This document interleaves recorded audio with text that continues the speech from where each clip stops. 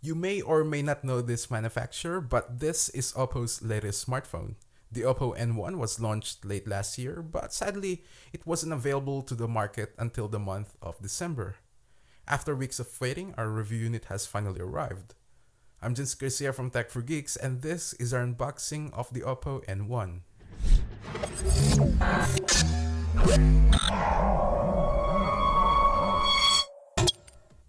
The N1 comes into two different models. There is the standard edition with Color OS installed, and there's the limited edition with CynogenMod installed. Sadly, we couldn't get the limited edition due to limited stock, but big thanks to our friends at Mobicity for providing us the Oppo N1. You can check them out at mobicity.com to get yourself your very own Oppo N1, not just this particular smartphone, but all the latest unlocked smartphones today. It's very rare to see an Android smartphone nicely packed like this. Inside the packaging, we'll find a premium quality case, which I believe Oppo does not sell on their online store, and a little box, and inside that box is a Bluetooth remote control, and then next to that is the phone's packaging itself. Here's the N1's box, which is, by the way, it's nicely packed in a hard shell box, and then lifting the lid, we'll find all our goodies. My first impression of the N1 is that it's a massive phone that looks very premium. I know you're all excited about this beast, but we have to see the accessories that comes with it first. Here are some high quality earphones, so that's very generous of them. You will also find a SIM removal tool shaped into O for Oppo, and all the boring documentation. And this last box will have your charging needs. So in there you'll have your USB to micro USB cable and a wall charger, and that's about everything that comes inside the box. And here is the Oppo N1 itself.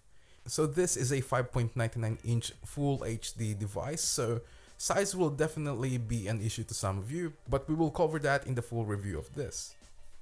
Looking at the physical hardware, on the right you'll find the power and volume buttons. On the left you'll find the micro SIM tray, and then on the bottom you'll find the primary microphone, a 3.5mm headphone jack, a micro USB port, and a single speaker. On the notable side is Oppo's signature touch on this phone, and that is the rotatable 13-megapixel camera with dual LED flash. Earpiece on the same mechanism. Over the back you'll find the secondary microphone, an Oppo logo, and last but not the least is Oppo's innovation, also called as the O-Touch. And yes, that is touch sensitive panel on the back, so you can use it to scroll since this is a giant device. The Oppo N1 isn't too heavy for a 5.99-inch device, and the build is just top notch. That's what Oppo is known for, right? It's like a hybrid between a Lumia 1520 and HTC One, and this is basically the result. A nearly 6-inch smartphone with solid build quality. Inside the N1 is a quad-core Snapdragon 600 CPU, Adreno 320 GPU, 2GB of RAM, 16GB of internal storage, and a non-removable 3610 mAh battery. Now the specifications may be a little old or low for some of you, but this beast should not let us down performance-wise. Let me put it next to the phones that are available around me. So from the left we have the HTC One, Nexus 5 is next to that, iPhone 5C at the top, and then there's the Oppo N1, and the last is the Galaxy S4.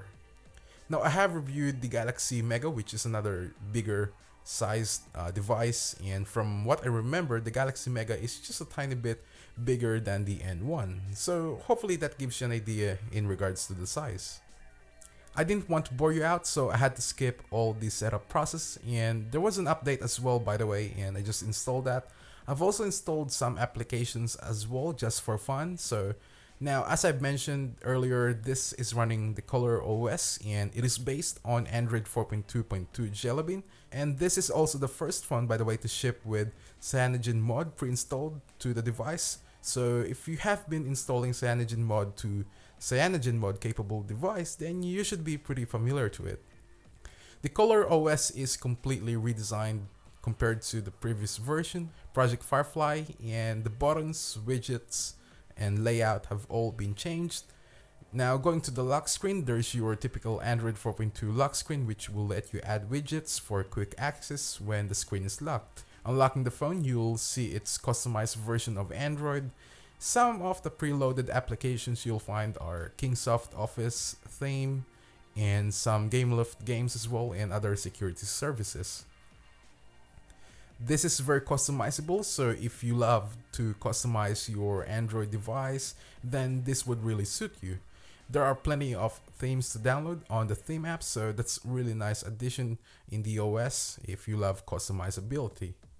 The N1 features Oppo's newest innovation called the O-Touch, and that is the back panel that I showed you earlier in this video. It's a handy and smart feature because this is such a large device, therefore being able to swipe the pages is going to be very useful and definitely a lot easier as well.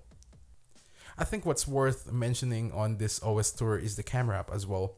As I mentioned earlier, this has a rotatable 13 megapixel camera with dual LED flash, and this is basically the camera for all the selfie lovers out there, period. The camera application is very basic, but it features a ton of editing features. On the gallery app, you can change the saturation, contrast, and add different effects as well. And you can also create your own collage, so that's a nice addition to be able to do those things. So if you're curious about its benchmark results, I have used Geekbench 3 and Quadrant Standard to do it. Now, those are pretty popular benchmarking apps on the Play Store. On the Geekbench 3, it scored 645 on a single core and 2032 for multi-core. Now, on the Quadrant Standard, it scored over 10,000. So basically, in layman's terms, those are pretty high scores.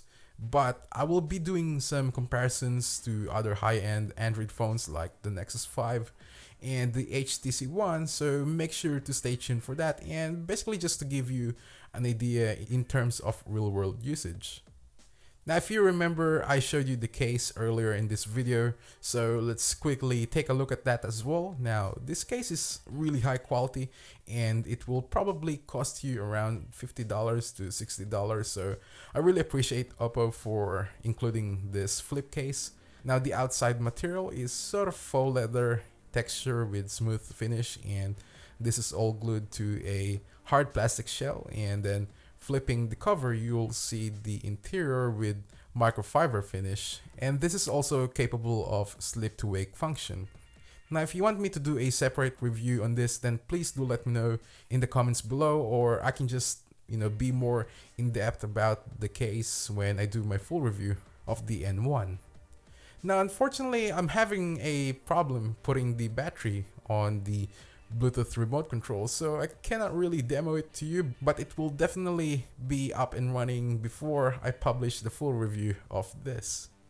So that's it for this unboxing. Stay tuned for more coverage on this device, and if you enjoyed this video, then definitely hit that like button, smash it if you want, and if you're new to the channel, then definitely subscribe to us so you won't miss out any of our future videos, including our 2014 CES coverage. As always, I'm Jens Garcia from Tech for Geeks, and I'll see you all in the next one.